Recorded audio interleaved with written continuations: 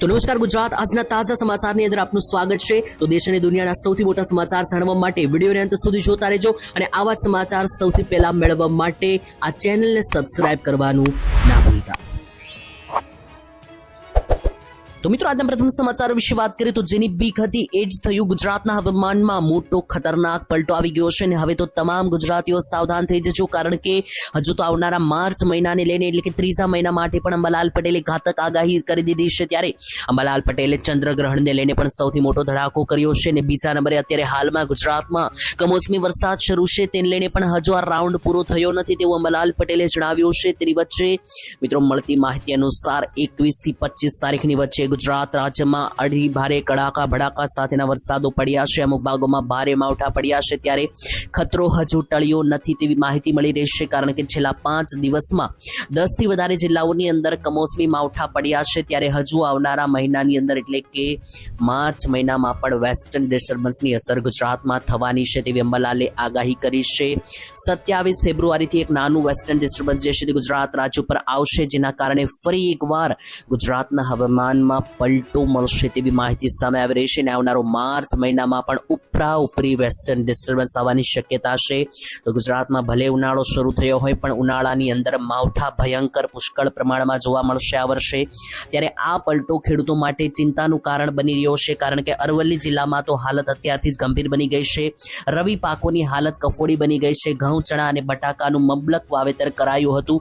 બટાકા મિત્રો સમયસર લણી લેવાયા છે, પરંતુ ઘઉં અને ચણાના પાકમાં તો ભારે જોખમ કમોસમી વરસાદ અને પવનનો વિનાશક તાણ જે છે તે મિત્રો તેને કારણે માઠું નુકસાન ખેડૂતોને ખેતીની અંદર ગયું છે અને ચંદ્રગ્રહણને લઈને પણ અંબાલાલે આગાહી કરી છે। આવનારા ત્રીજા મહિનાની 3 તારીખે એટલે કે આવનારી 3 તારીખે ચંદ્રગ્રહણ થવાનું છે ગુજરાતની અંદર અને એ ચંદ્રગ્રહણ દરમિયાન મોટી નવાજોની થઈ શકે તેવી પણ અંબાલાલે આગાહી કરી। તો ત્યાર પછીના મહત્વના સમાચાર જોઈ લી તો ખેડૂત આંદોલનને લઈને સૌથી મોટો વિરોધ। ત્યારે મિત્રો ભારે રોષ વ્યક્ત કરવામાં આવી રહ્યો છે ખેડૂતો મિત્રો દેવ માફીના મુદ્દા સાથે પણ ભારે રોષે ઉમટી પડ્યા છે। આંદોલન કરવા સુધીની ચીમકી તેની વચ્ચે ખેડૂતો મિત્રો જે છે તે અત્યારે મુદ્દો ગરમાયો છે। ઠેર ઠેર આંદોલનની તૈયારીઓ ગુજરાતમાં। સ્થાનિક સ્વરાજ્યની ચૂંટણી મિત્રો ગુજરાતમાં હવે થવાની છે, ત્યારે ચૂંટણી થાય એ પહેલા જ ખેડૂતોના પ્રશ્નો ફરી એકવાર ચર્ચામાં આવ્યા છે। ખેડૂતો મિત્રો ભારે રોષ વ્યક્ત કર્યો છે। નકલી બિયારણ, ખાતરની અછત અને સિંચાઈના પાણીની સમસ્યાને કારણે ખેડૂતોએ મિત્રો આ મુદ્દા ઉઠાવ્યા છે, જેમાં ગુજરાતના ખેડૂતોને એક પણ વસ્તુ સાંભળવામાં આવતી નથી તેવું ખેડૂતોનું કહેવું છે, કારણ કે નકલી બિયારણો મળે છે માર્કેટમાં, જેનાથી ખેડૂતોને ખૂબ મોટું નુકસાન ગયું છે। બીજા નંબરે મિત્રો વાત કરીએ તો ખેડૂતોને જે છે તે ખાતરની અછત છે। ત્રીજા નંબરે સિંચાઈ માટે સરકાર પાણી આપતી નથી, પૂરતા ખેડૂતોને ટેકાના ભાવ પણ મળતા નથી। આ બધા મુદ્દા સાથે ખેડૂતો ભારે રોષ વ્યક્ત કરી રહ્યા છે। ત્યારે સરકાર દ્વારા મગફળીની ખરીદીના 4 મહિના થઈ ગયા છે, પણ હજુ પણ પૈસા ચૂકવવામાં આવ્યા નથી। એટલે કે સરકારે મગફળી ખરીદી લીધી ટેકાના ભાવે અને 4 મહિના પૂરા થઈ ગયા, પણ હજુ પણ ખેડૂતોના ખાતામાં પૈસા આવ્યા નથી। આ બધા પ્રશ્નો સાથે ખેડૂત નેતા પ્રવીણ રામે સોમનાથથી ખેડૂત બચાવો યાત્રાની જાહેરાત કરી છે। 24 તારીખથી શરૂ કરવામાં આવી છે આ યાત્રા અને 8 માર્ચે ગાંધીનગર પહોંચવાની છે આ યાત્રા। વિવિધ ખેડૂતોના મુદ્દાઓ સાથે આંદોલનનો પ્રકોપ જે છે તે વધી રહ્યો છે। ત્યારે સ્થાનિક સ્વરાજની ગુજરાતમાં ચૂંટણી યોજાય તે પહેલા ખેડૂતો દ્વારા ભારે રોષ વ્યક્ત કરવામાં આવી રહ્યો છે। ત્યાર પછી મિત્રો વાત કરીએ તો ટ્રાફિક નિયમો બદલાઈ રહ્યા છે। આવનારા 15 દિવસ આખા ગુજરાતમાં થઈ જજો સાવધાન, કારણ કે વળી પાછી ટ્રાફિક નિયમોની લઈને મિત્રો સૌથી કડકમાં કડક નિયમો લાગુ થશે। ગુજરાતમાં આવનારા 15 દિવસ માટે સરકાર જે છે તેના તરફથી નિર્ણય લેવાયો છે। એક વિશેષ ડ્રાઈવ યોજવામાં આવશે ગુજરાતમાં। આવતીકાલથી મિત્રો આ ડ્રાઈવ શરૂ થઈ જવાની છે। ટ્રાફિક પોલીસ જે છે તે મિત્રો ટ્રાફિકના નિયમોનું ઉલ્લંઘન કરનારાઓ સામે પગલાં લેશે। આગામી 15 દિવસ સુધી ટ્રાફિક નિયમોની ઝુંબેશ મિત્રો હાથ ધરવામાં આવી છે। ત્યારે 15 દિવસ સુધી આ ઝુંબેશ ચાલવાની છે, જેમાં 15 દિવસ સુધી જે પણ લોકો નિયમોનું ઉલ્લંઘન કરશે, જેમ કે કોઈ પણ પ્રકારનું નિયમોનું ઉલ્લંઘન હોય, જેમાં કે ટ્રાફિક પોલીસની ડ્રાઈવની અંદર જો તમે સીટ ઉપર બેઠા હશો, 3 સવારીમાં ટ્રિપલ સીટમાં મિત્રો ગાડી ચલાવતા હશો તો પણ દંડ ફટકારવામાં આવી શકે। ટ્રાફિક પોલીસની આ ડ્રાઈવની અંદર ડ્રાઇવિંગ લાયસન્સ વગર જો કોઈ ગાડી ચલાવતું હોય, નંબર પ્લેટ વગરની ગાડી હોય, કાળા કાચવાળી ગાડી હોય કે પછી હેલ્મેટ ન પહેર્યું હોય, ગેરકાયદેસર LED લાઇટ એટલે કે હાઈ બીમ વાળી લાઇટ મૂકેલી હોય, આ બધા મિત્રો અનધિકૃત પાર્કિંગ સહિતના જેટલા પણ ટ્રાફિક નિયમોનો ભંગ કરશો તો કાર્યવાહી ઓન ધ સ્પોટ કરવામાં આવશે। અને આ ડ્રાઈવ મિત્રો યોજવામાં આવી રહી છે પોલીસ તરફથી આવનારા 15 દિવસ માટે। તો ખાસ બહાર નીકળો તો હેલ્મેટ પહેરવાનું ચલાવવાનું ફરીથી શરૂ કરી દેજો અને તમામ ટ્રાફિક નિયમોનું પાલન કરજો, નહીતર ખિસ્સામાંથી દંડ આપવો પડશે.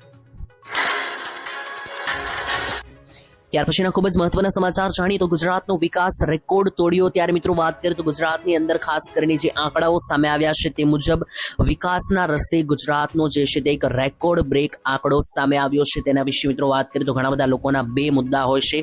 એક તરફ મિત્રો લોકો એવું જણાવતા હોય છે કે ગુજરાતની અંદર અત્યારે હાલ ઘણા બધા લોકોને રોજગાર મળી રહ્યો નથી અને ઘણા બધા લોકોને એવું કહેવું હોય છે કે મોંઘવારી જે છે તે ગુજરાતમાં અત્યારે ચરમસીમાએ છે.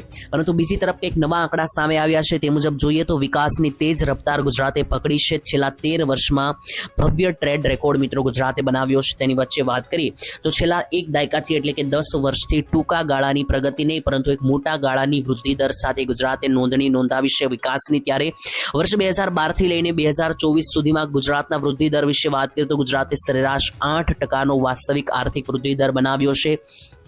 નાણામંત્રી કનુભાઈ દેસાઈના જણાવ્યા અનુસાર આ સ્થિરતા રાજ્યની આર્થિક નીતિઓની પારદર્શિકતા જે છે તે મિત્રો લાવે છે. એટલે કે ગુજરાત મિત્રો જે છે 8% વૃદ્ધિ દર છે. એનો મતલબ કે ગુજરાતનો આટલો ઝડપી સ્પીડ સાથેનો વિકાસ થઈ રહ્યો છે. ત્યારે બીજા નંબરે ઘણા બધા લોકોનું મિત્રો આનાથી વિરોધ કરી રહ્યા છે, કારણ કે ઘણા લોકોનું કહેવું છે કે ગુજરાતમાં રોજગાર મળી રહ્યો નથી, ઘણા લોકોને મોંઘવારીનો સામનો કરવો પડે છે. આ મામલે મિત્રો તમારું શું માનવું છે કોમેન્ટમાં જે છે તે લખીને જણાવી આપજો. ત્યારબાદ જોઈએ તો હોળી પહેલા આ કામ કરી લેજો તો તમારા ભાગ્ય બદલાશે. જ્યાં મિત્રો હોળીનો તહેવાર આવી રહ્યો છે જેને હવે ગણતરીના દિવસો બાકી છે. ત્યારે હોળીનો તહેવાર જે છે તેની પહેલા જો તમે આ કેટલાક કામ કરી લેશો તો તમારા નાણાકીય મુશ્કેલીઓમાંથી પણ રાહત મળી શકે અને આ કામ જે છે તે તમારા ભાગ્ય બદલી શકે. શું કામ છે તેના વિશે વાત કરીએ તો જો મિત્રો નાણાકીય મુશ્કેલીઓથી તમે હેરાન થઈ રહ્યા હોય તો નાણાકીય મુશ્કેલીઓમાંથી મુક્તિ અને શાંતિ આપવા માટે જો તમે ઈચ્છતા હોય તો મિત્રો ઘરમાં લક્ષ્મીનો વાસ થાય તો એના માટે તમે આ કામ નાનકડું જે છે તે હોળી પહેલા કરી શકો. એનો મતલબ મિત્રો જ્યારે હોળિકા દહન થાય છે અને પૂજા થાય છે ત્યારે એ દરમિયાન અગ્નિદેવને સૂકા ફળો અને મીઠાઈનો અર્પણ તમે કરી શકો. આ સરળ પ્રસાર ઘરમાંથી મિત્રો નકારાત્મક ઉર્જા જે છે તેને દૂર કરે છે અને સમૃદ્ધિ લાવે છે. તો જો તમારા ઘરમાં વધારે પડતી નકારાત્મક એનર્જી હોય, ઉર્જા હોય અને જો તમે નાણાકીય અસગવડતા ભોગવી રહ્યા હોય તો તમે આ ઉપાય કરી શકો, જેમાં હોલિકા દહનની અંદર સૂકા ફળ અને મીઠાઈ તમે અર્પણ કરી શકો. આમ કરવાથી મિત્રો તમારા માટે આ જે મિત્રો ઉપાય છે તે મદદરૂપ સાબિત થશે. તમારા વ્યવસાયમાં પણ સફળતા માટે જો તમને સખત મહેનત છતાં કામ પર પ્રમોશન ના મળી રહ્યું હોય અને તમારો વ્યવસાય સ્થગિત ન થતો હોય તો મિત્રો આ એક મિત્રો તમે જે છે તે ખાસ કરીને ડ્રાયફ્રૂટ એટલે કે સૂકું ફળ અને નાળિયેર લઈને ત્યાં મિત્રો હોલિકા દહનમાં અર્પિત કરી શકો. નારિયેળને અગ્નિમાં અર્પણ કરશો તો હોલિકાની 7 વાર તમે પરિક્રમા કરો છો તો આ વસ્તુ જે છે તે ઘણા બધા કારકિર્દીના અવરોધોને દૂર કરે છે તેવું ઘણા સમય પહેલાથી લોકો માન્યતા ધરાવી રહ્યા છે. ત્યારબાદ જોઈએ તો હવે 300 રૂપિયામાં ગુજરાતમાં પણ ગેસ સિલિન્ડર મળશે. તેના વિશે સૌથી મોટા સમાચાર આવી રહ્યા છે. તેના વિશે વાત કરીએ તો મિત્રો મુખ્યમંત્રી હિમંતા બિસ્વા શર્માએ રાજ્યના લાખો પરિવારો માટે ટૂંક સમયમાં 300 રૂપિયામાં પ્રતિ સિલિન્ડર ભાવે ગેસ આપવામાં આવશે તેવી જાહેરાત કરી છે. તેના વિશે મિત્રો તમને વાત કરીએ તો સૌથી મોટા સમાચાર આવી રહ્યા છે. પ્રધાનમંત્રી ઉજ્જવલા યોજનામાં સરકાર 250 રૂપિયાની તો સબસિડી આપે છે, પરંતુ આસામમાં હવે લાખો લોકોને 300 રૂપિયામાં રસોઈ ગેસ સિલિન્ડર હવે એક સ્વપ્ન નથી પરંતુ સરકાર હકીકત બનાવશે તેવી જાહેરાત કરવામાં આવી છે. અને જાણીને તમે ચોંકી જશો કે આસામની અંદર ભાજપની સરકાર છે. ભાજપની સરકારે આસામ માટે નિર્ણય લીધો છે કે ત્યાં સરકાર બધા મધ્યમ વર્ગના લોકોને 300 રૂપિયામાં ગેસ સિલિન્ડર અપાવશે. ભાજપની મિત્રો બીજે પણ ત્યાં સરકાર છે, જેમ કે રાજસ્થાનમાં પણ સરકાર 500માં ગેસ સિલિન્ડર આપે છે, આસામમાં 300માં ગેસ સિલિન્ડર આપવાની જાહેરાત કરી છે અને મધ્યપ્રદેશ એટલે કે એમપીની અંદર પણ ભાજપ સરકાર 500માં ગેસ સિલિન્ડર આપવાની જાહેરાત કરી હતી. તો આ મામલે મિત્રો તમને જણાવી દીધું, આ બધા રાજ્યોમાં ભાજપ સરકાર હજુ 5-10 વર્ષથી છે, પરંતુ ગુજરાતમાં ભાજપની સરકાર 30 વર્ષથી છે.